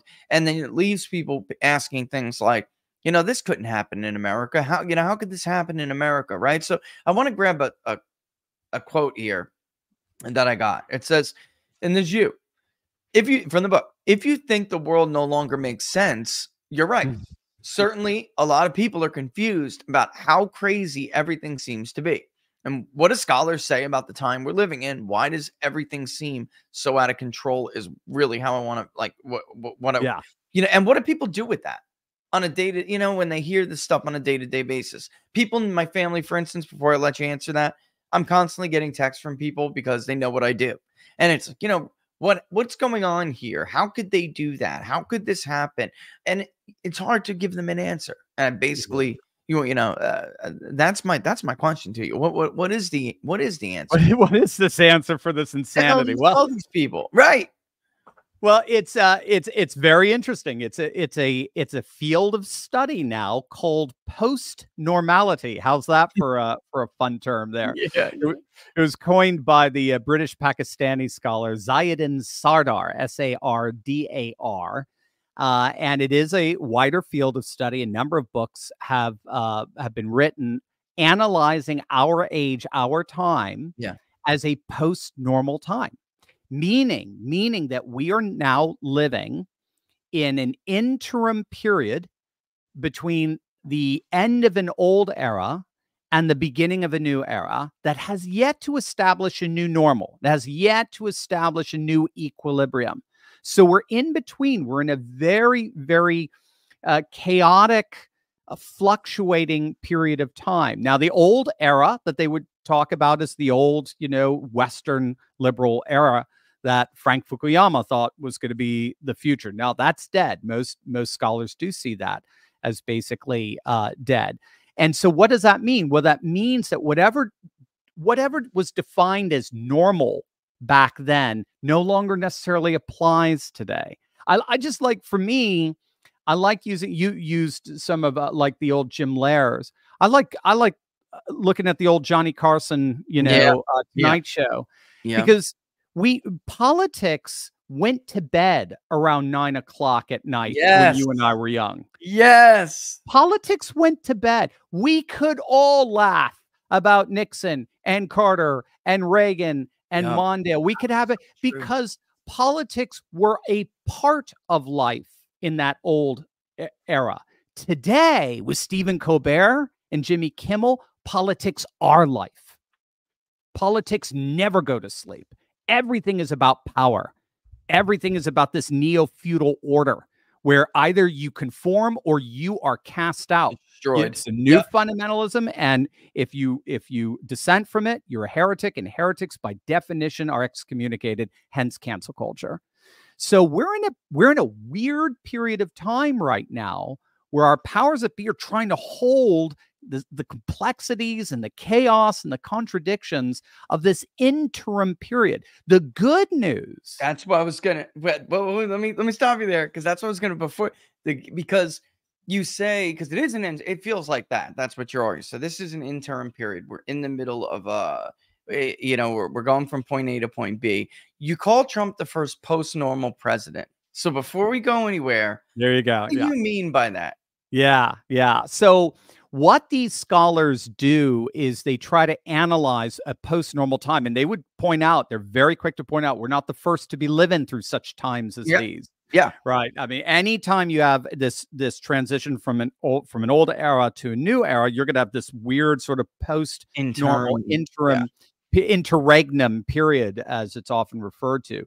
So what they do is they analyze this period in relation to more or less three characteristics: complexity, chaos, and contradiction. Complexity, chaos, and contradiction. Those are the key characteristics of when an old paradigm that defined what was natural and normal no longer applies.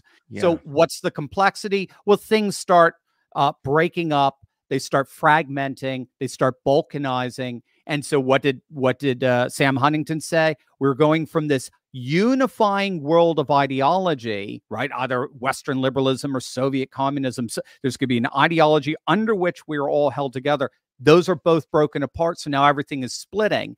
And it tends to be splitting in different kinds of nationalisms, primarily two: a civic nationalism and ethnic nationalisms. So it's very interesting that we're living in a time of identity politics, where either you're on the side of a civic nationalism, make America great again, which is multi-ethnic, multi-regional, and the like, or you're on the side of BLM, you're on the side of La Raza, you're on the side of this hardcore ethnic nationalism. And so what Trump is doing by embracing a very strong, robust civic nationalism that calls everybody in, doesn't matter what your ethnicity is or anything, but we're going to stand up for citizens as over and against what's happening 10,000 miles away from here. That is what we would call a post-normal president, to the extent that post-normality is characterized by this fragmentation. There's also chaos, and the chaos, it's very similar to what we were talking about earlier with the way we know. So historically, we knew through mediating institutions like the media, university, and so forth. So knowledge was mediated to us in very formal institutional ways. But now with the rise of the internet and our hyperconnectivity, we all have access, immediate access to digital knowledge that bypasses those old gatekeepers of knowledge information. So it is a chaotic world, and that you just scroll through X and it's like, whoa, you just get overloaded with all this information. But who more than anyone else tapped into the power of social media for his political prominence? Donald Trump. He had the #1 Twitter account on the planet before he was canceled. He was second, came Narendra Modi, who's the Prime Minister of India, Prime Minister of a nation of over 1.4 billion people. And then the final one is complexity, where everything is, all of this fragmentation is moving in opposite directions. And that's where we're seeing the gap between the haves and the have-nots open up astronomically. In the 1960s, corporate CEOs made about 20 times more as their employees, as their wage earners. Today, that number is 350% more. Wages are stagnant, and the money that the corporate folk are making is astronomical. Trump has tapped into this gap of the haves and the have-nots as we're seeing the realignment of the working class around him. So whether we're talking about his emphasis on civic nationalism, his ability to communicate and bypass the media apparatuses and institutions, and his thoroughly populist working class message, we've got our first post-normal president. Yeah, and this is what also adds to people's confusions. You have a lot of right-wingers, right-wing social media influencers. They're definitely part of the, I would say, and it's fair to say. And I'm not picking on anybody. I'm just saying, like the Ben Shapiros, and you have a lot of different people out there on the right that are the older conservative voices who really criticize Trump for, you know, basically using the same tactics as the left. And they say, really is just introducing this new form of identity politics. And it's, you know, and obviously, you know, I would call these guys the happy losers, right? And Trump is not that way. He doesn't sit back and just take it. It certainly is part of like that movement believes that you have to use the power when you have it. Like there are just different forms of rules.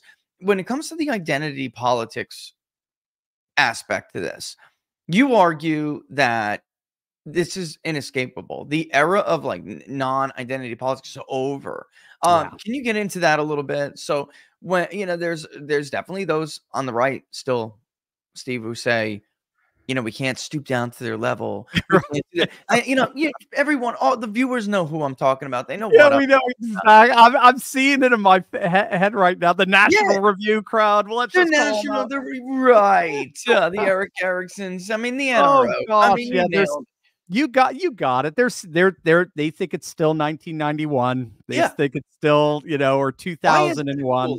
Explain to people why that's like. I mean, they're dinosaurs, and they don't understand, right?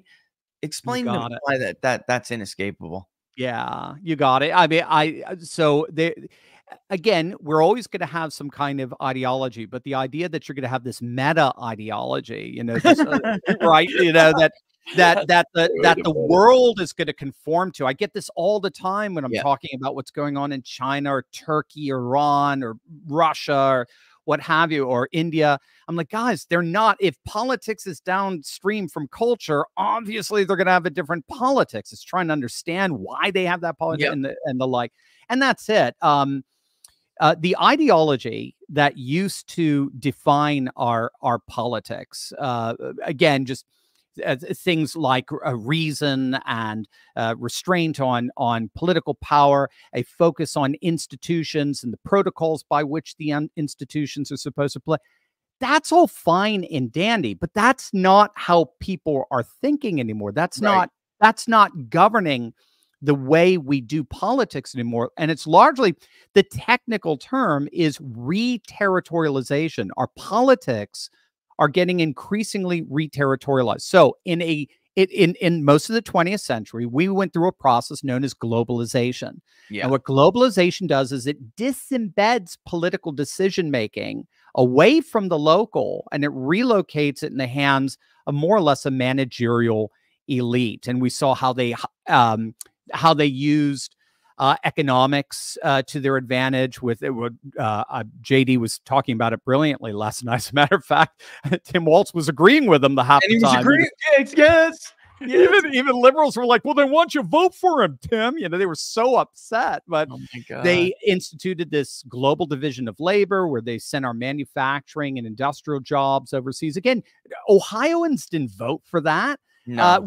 West North Carolinians didn't vote for that. No. Tennesseans didn't vote for that. Iowans didn't vote for that. Michiganders didn't vote for that. These are decisions that were made at this managerial class level by virtue of these disembedding processes. But that only was able to survive because we still had this notion that we do political life through these grand ideologies. And these grand ideologies are necessary to kind of unify everything, so we're not always fighting each other and getting tribalist and blah, blah, blah. But all of that, again, as Sam Huntington had pointed out, but a number of other scholars have pointed out, all of that's imploded. It just doesn't have any plausibility. Again, they try to pretend it's still going on, but notice the extent by which they have to manipulate and coerce coerced to keep us compliant with it. So we don't voluntarily go with this stuff. So it's all collapse. And as it collapses, our political decision making now ends up re-territorializing. It goes back to the local. And when it goes back to the local, it goes back to all of the frames of reference that constitutes identity. It goes back to region, it goes back to religion, it goes back to race, it goes back to nation, culture, custom, tradition, all the basic frames of reference that constitutes one's position in the world. That's where we get our identity from. So there was a time we could think up here and say, no, all of our politics is going to have to conform to this ideology up here. Ronald Reagan once said, you'll get all of these, height of the Cold War kind of exhortations when you have to say, but the Cold War is over, and it's over because ideology imploded. And ideology imploded because that one size fits all scientific rationalist way, which is itself ideological, has imploded. Thank you, liberals, 1960s. That's gone. And so now political decision making is at very much at the local level. That's how we see it. That's what gave us Brexit. Brits were sick and tired of a bunch of managerial elites in Brussels telling them how to live their lives. They were sick and tired. So what we're seeing more and more throughout Europe, throughout Latin America, and even now in our United States, is our politics is conforming to the regional, to the religious, to the racial, to the territorial, to the cultural, the customary, the traditional, all the basic frames of reference of localized identity. And the brilliance of Trump, the brilliance of J.D. Vance, they get it. They understand it. And that's why Make America Great Again is supposed to be the national civic encompassing of this relocalized politics. I want to get into populism a little bit more in depth. I am, and maybe because of what's in the book and what, the stuff you're talking about populism, trying to define it and everything, maybe you can help me with a polling question, right? Seriously, because we wanted to do the populism index, right? So how strong is populism in this current age? The way that the question's formatted, the results were weird. I don't think people understand what we're talking about getting to. So we kind of tested some prompts. It's a little bit, so I really want to get your input on this, basically your opinion on this, right? So we're talking about post-normality, and that's obviously you need that for the context, understanding the rise of populism. But how first can we define populism? Because in the prompt, we were trying to do that very thing, so people weren't confused. But how do you define populism, and how does it relate to these post-normal times that we're in? And I'm trying to understand how people understand it too. Yeah. So in the scholarship, populism is more of a structural kind of politics. Yeah. So in other words, populism realigns the electorate around a vertical divide as opposed to a horizontal divide. Right. So we tend to think of politics horizontally, left versus right, liberals versus conservatives, right? To remind you of anybody, right? Yeah. Republicans versus Democrats, whatever. But populists literally stand that on its head. Populists see the divide more as vertical. People versus the political class, the ruled versus the rulers, the ordinary citizen versus the oligarchs. I know I think we even talked about it. I know you're very familiar with the book by Scott Rasmussen, Doug Schoen, Mad as Hell, back in 2010. Yeah, with the rise of the Tea Party movement. So Schoen is a Democrat pollster, Rasmussen was a Republican pollster, and even then they were finding a lot of data that suggested we were seeing this realignment where voters just more and more express this sense of just total frustration that it doesn't matter who they put into Washington, doesn't matter what party, they all end up sort of doing the same thing. They're like a uniparty, a duopoly, right? And so they started to realize, wait a minute, and then they realized, oh, wait a minute, they went in and they were making $98K a year, and then 10 years later they leave and they're making 14.3 million. Yeah. How did that happen? I think that's a business model. I think they're doing this for their own political and economic benefit at the expense of our values, interests, and concerns. Yeah. Yeah. So that's the key. Now, what's so interesting, though, is it doesn't tell us. Scholars will call it a thin ideology. It doesn't really tell us much more than that. It's a structural divide. It's not systematic. So you can have, ironically, a populism of the left. You can have a populism of the right. You got your RFKs. You got your Bernies. Yeah, and so on. So that's where for us, that's where the civilizationalism is coming in. And the civilization, and you're seeing that in Europe, you're seeing that in Latin America. Civilizationalism basically interprets the vertical divide as a battle between a globalist elite, a corrupt globalist elite, and the people who are defending nation, culture, custom, and tradition from this elite that is selling out national sovereignty, economic sovereignty, cultural sovereignty for their own gain, for their own affluence, and the like. So in many ways, MAGA is a uniquely American expression of that kind of civilizational populism that's basically on fire all over the world. Well, yeah, I also too, by the way, folks, that's why we can't put it in the ideology component. So that's why, did you hear what he just said? I mean, this is so, because people are always like, Rich, why don't you just throw it in ideology? Do you consider yourself a liberal, a moderate, a conservative? You can't do that. And then the results of the poll, because it is vertical, it's not, it is vertical, it's not horizontal. And the results of the poll, when we're experimenting with all these different prompts, which I tried to do it in a very academic sense, and I'll have to share that with you, how these different prompts that we tried to lay out.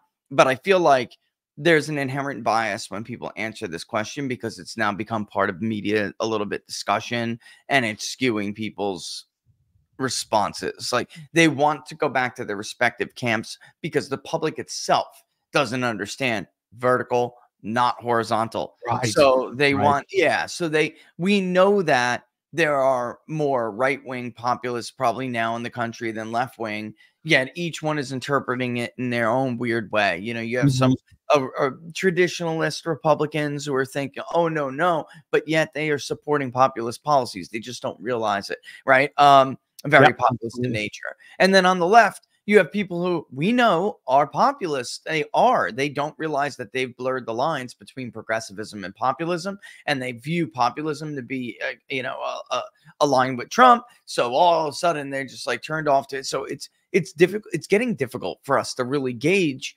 where we are in the country with that populist fervor. And especially since I really do believe, somebody's argued recently, that populism is kind of the default political position in this country. It started, the revolution was a bottom-up revolution. It was a Yelman revolution, right. And man, I just don't know in this environment how we're going to get that off. I really don't, But, another way I put it to people is like when you go over to Europe and you saw the farmer revolts in the Netherlands. It started there and it just swept across the continent.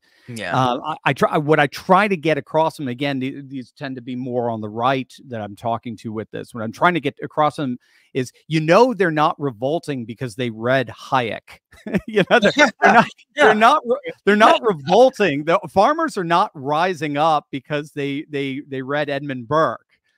Or Bill Buckley, for that matter. They're rising up because their way of life is being threatened. This is the people rising up against an oligarchical managerial class elite that they feel are wiping out their way of life. So that's that vertical divide. They don't care if you're on the left, great. If you're on the right, great. Just join the movement. We're just trying to save the Shire.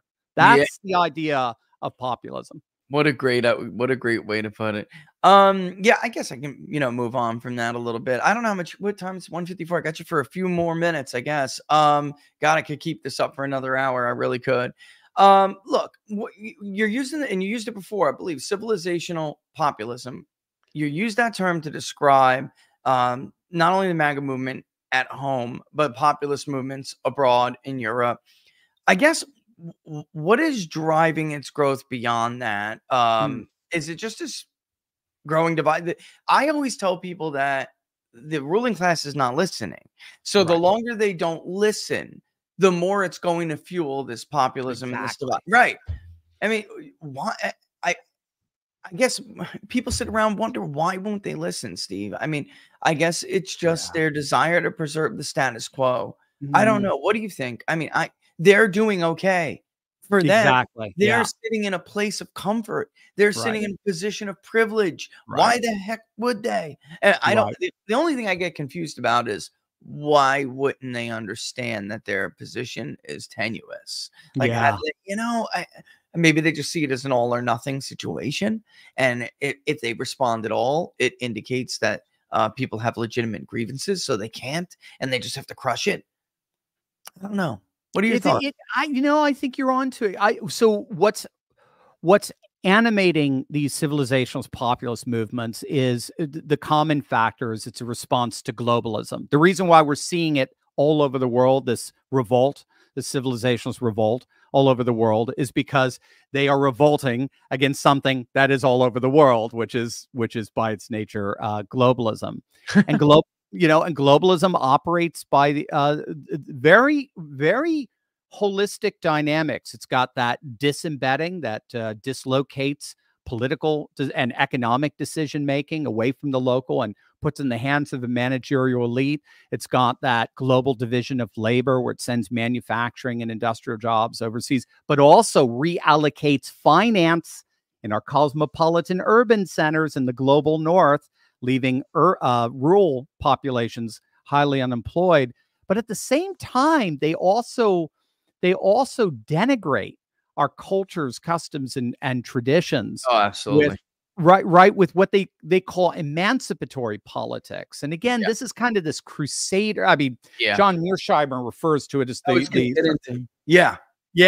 of this crusader nation kind of a mentality where we're supposed to liberate nations. That's the way we think. Well, globalists think they're liberating nations by recasting their cultures, customs, and traditions that they see as standing in the way of your own sovereignty, your own individual sovereignty. They recast them as racist and bigoted and out of date and savage and knuckle dragging. And so they want to liberate you from all of that. So they actually think they have a moral prerogative to do what they do.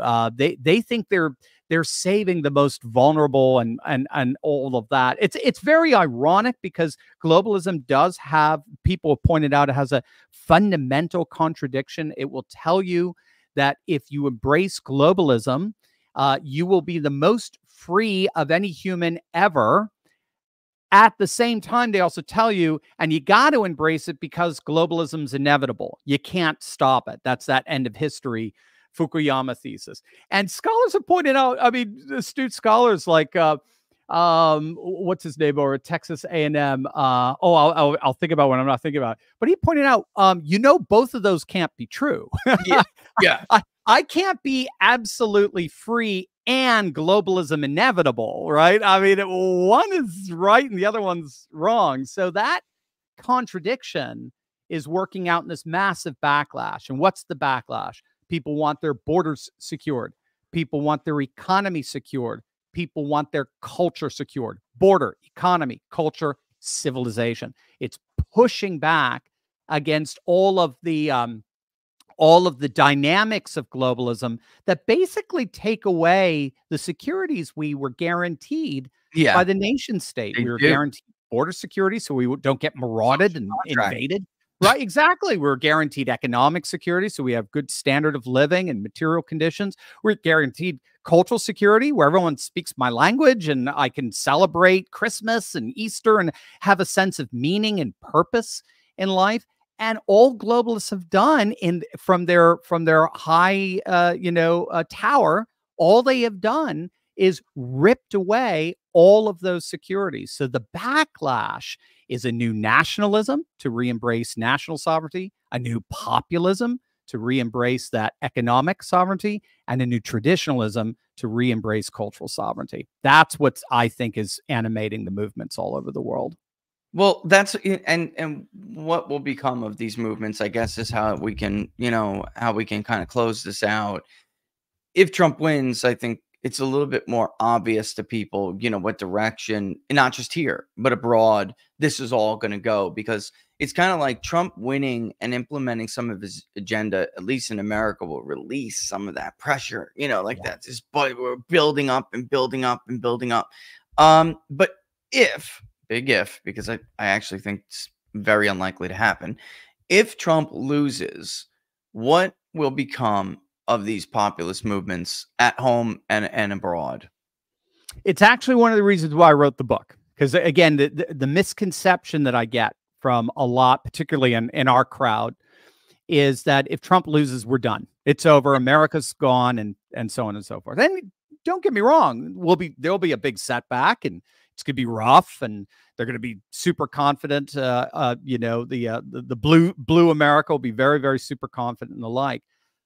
But you know what? I mean, I could give you all of the indicators like we're talking about in terms of the post-normality we're in terms of the rise of civilizationalist populism, in terms of the rise of a civilizationalist world, a multipolar world that's happening, the rise of China and Russia and India and Turkey and Middle East and the like, and even the rise of a parallel economy that's happening, not just in our own country, but with the rise of BRICS, the economic bloc there, that's actually almost at parity now with the G7. It's stunning. All of those things are going to continue to go. All of those things want nothing to do with our liberal globalist nonsense. Nothing. But I got to tell you, even with all that and writing a whole book, dude, we saw it last night. Yeah. I don't know. I did not catch the first part of your show, which is rare. I normally catch almost every live stream you do. I love it. I absolutely. I joke. It's my material for my next video. So no, I tell you, we saw it last night. J.D. Vance guaranteed MAGA will be the animating force of the Republican Party moving forward. We saw 2028 last night. That no one can outclass him. There's no neocon that can even come close to outclassing him. We saw Heartland America represented in its most articulate, wonderful form. And I absolutely, and I think no matter what happens on November 5th, the future of MAGA is secure. Yeah, I think it was the first 30 minutes of the show. I said Ron DeSantis lost the 2028 Republican nomination last night, because that is the future of the movement, the party. That's it. I'm gonna real quick make a joke here before I ask you to tell people where to go, but I kid you not, I'm watching the debate and I'm looking at the contrast between a very handsome, articulate, young guy from the Midwest, like you said, from the heartland, right? And then this poser, right? Who's supposed to be, right? Let's get real. Who's supposed to be like this. And Mark Halperin said they got a name in Minnesota for Tim Walz. Like there's a term, there's a name, that you use to describe people like him. And you got this guy, the optics battle. He lost the policy battle, Walz, but he also lost the optics battle. Yeah. And you have him versus what I was jokingly saying was like Elmer Fudd, Mr. Magoo, right? And then I got the picture up of Elmer with his shotgun, because this guy's saying he's taking his shotgun to school so he can hunt after school. I mean, man, who believes this crap, right?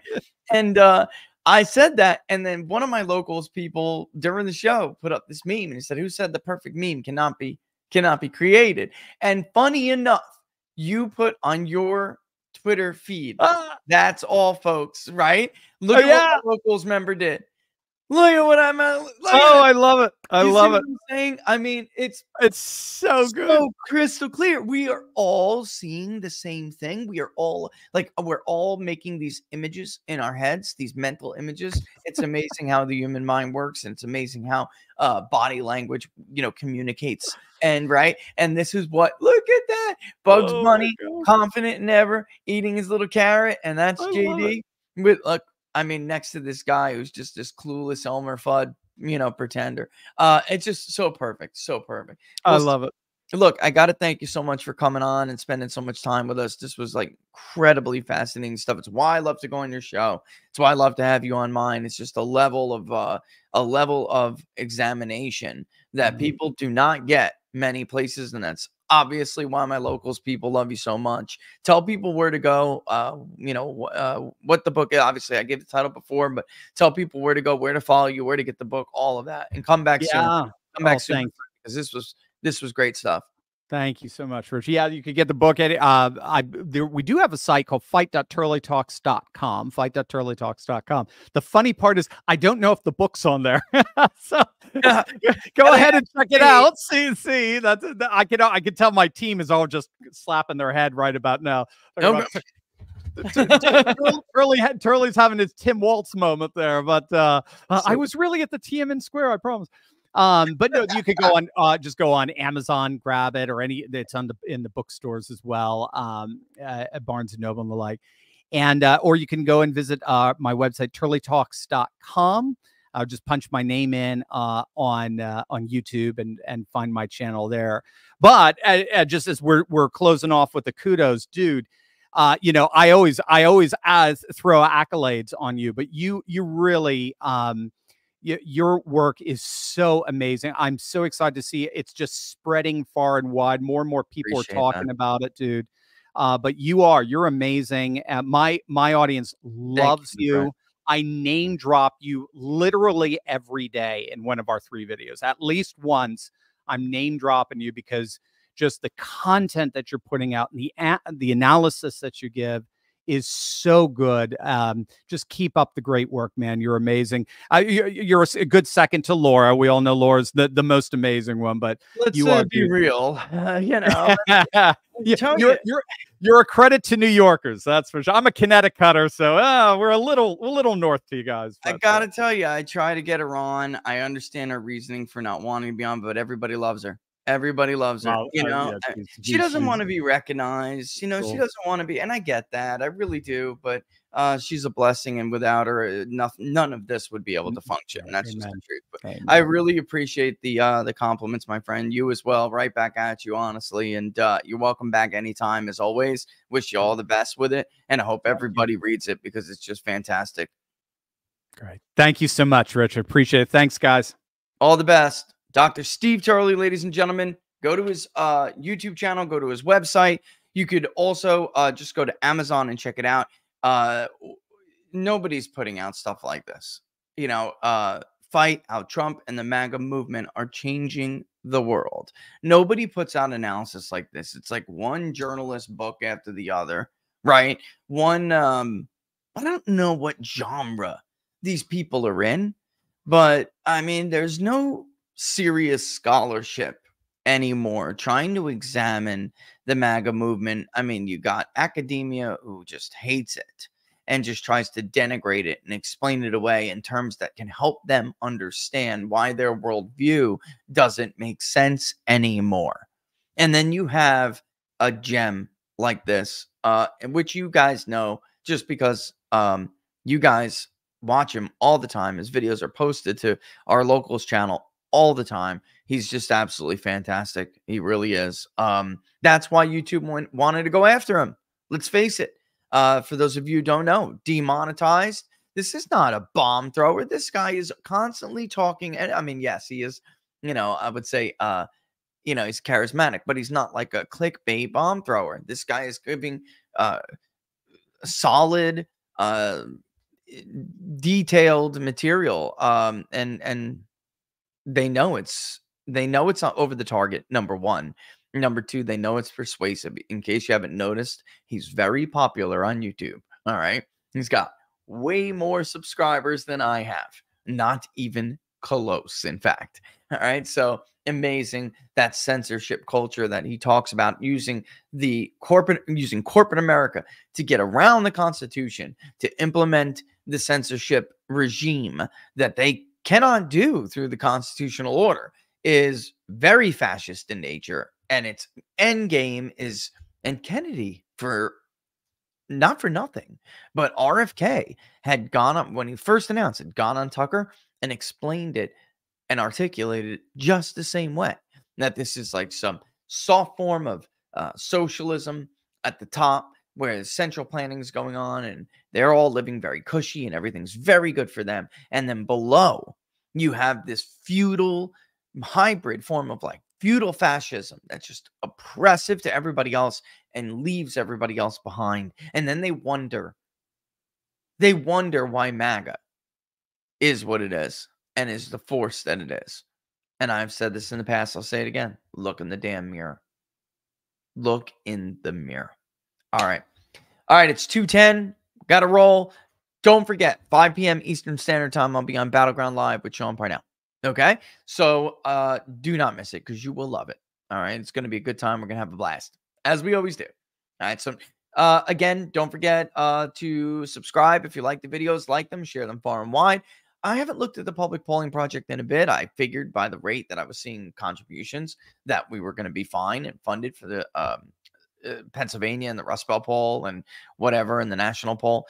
So, with that said, we'll check it out in a little bit, but don't forget, take that as well and share it far and wide. And so we can dip into these 3 states. We're now October 2nd, less than a little over a month away. I very much would like to get 2 rounds of polls in. Let's do like the halftime and then a final. If we can't get something else in between there, I'm not going to push you guys that hard. All right, let's do now. Then let's get a final in so we can have our final that gets scrutinized when the year's over instead of just them scrutinizing a poll that's a month or 2 old. All right. So with that, I'm going to go. You guys take care. I'll see you back at 5 p.m. It's on Rumble. Keep your eye on my Twitter feed, locals, all of that, and we'll get that out there as soon as we have the link. We'll put it up so you have it easy, right at your fingertips to look to. All right, guys, all the best. I will, again, this, by the way, was just genius, a pure genius, because that is, of course, exactly it. And independently, you have all of these people putting it together. So what does that tell you? Right? All right, guys, I'll see you at 5. All the best. Thanks for watching Inside the Numbers. Deuces.